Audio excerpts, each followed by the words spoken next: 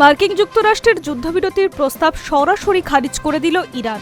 শুধু তাই নয়, পাকিস্তানের মাধ্যমে পাঠানো জবাবে তেহরান স্পষ্ট জানিয়েছে তারা সাময়িক যুদ্ধবিরতিতে আগ্রহী নয়, বরং চাইছে যুদ্ধের স্থায়ী অবসান। সেই লক্ষ্যেই 10 দফা শর্তের একটি বিস্তৃত কাঠামো সামনে এনেছে তারা। একটি সংবাদ মাধ্যম সূত্রে খবর, ইরানের এই জবাবে ইতিমধ্যেই ওয়াশিংটনের কাছে পৌঁছে গিয়েছে। ইরানের প্রস্তাবের মূল কথা শুধু নিজেদের ভূখণ্ডে নয়, লেবানন ও গাজাতে সংঘাতের সম্পূর্ণ অবসান ঘটাতে হবে। পাশাপাশি ভবিষ্যতে যাতে আবার যুদ্ধ না হয় তার নির্দিষ্ট গ্যারান্টিও চেয়েছে তেহরান।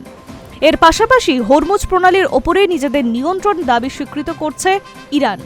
শুধু তাই নয়, ওই পথ দিয়ে যাতায়াতকারী জাহাজ থেকে টোল আদায়ের অধিকার চাইছে তারা।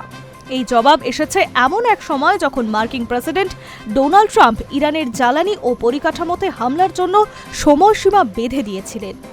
ইরানের 10 দফা প্রস্তাবে অর্থনৈতিক নিষেধাজ্ঞা সম্পূর্ণ তুলে নেওয়ার দাবি জানানো হয়েছে, যা দীর্ঘদিন ধরে তাদের অর্থনীতিতে চাপ তৈরি করছে। পাশাপাশি পারমাণবিক অস্ত্র বিস্তারের রোধ চুক্তির আওতায় ইউরেনিয়াম সমৃদ্ধ করার অধিকারকে আনুষ্ঠানিক স্বীকৃতি দেওয়া হয়েছে। যুদ্ধের ফলে যে আক্ষরিক ক্ষতি হয়েছে তার ক্ষতিপূরণের দাবিও করছে তেহরান। কায়রোয় ইরানের কূটনৈতিক কমিশনের প্রধান মোস্তাফা ফিরসৌদি পৌর অ্যাসোসিয়েটেড প্রেসকে জানিয়েছে, আমরা শুধু যুদ্ধবিরতি মেনে নেব না, আমরা চাই যুদ্ধের সম্পূর্ণ অবসান এবং সেই সঙ্গে নিশ্চয়তা আমাদের ওপরে আর আক্রমণ হবে না। সাংবাদিকদের মুখোমুখি হয়ে ট্রাম্প জানিয়েছেন, পরিস্থিতি সামাল দিতে আমেরিকার হাতে অনেক বিকল্প রয়েছে।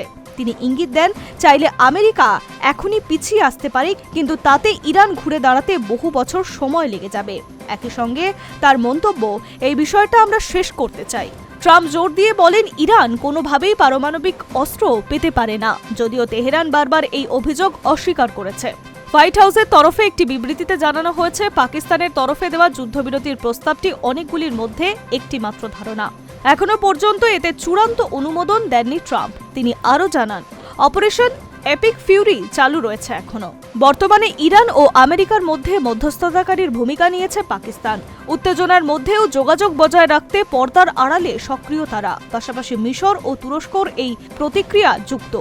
এই দেশগুলির মাধ্যমে ট্রাম্পের বিশেষ দূত স্টিভ উইটকফ এবং ইরানের বিদেশমন্ত্রী আব্বাস আরাঘচির মধ্যে বার্তা প্রদান হয়েছে বলে খবর। Hi news network.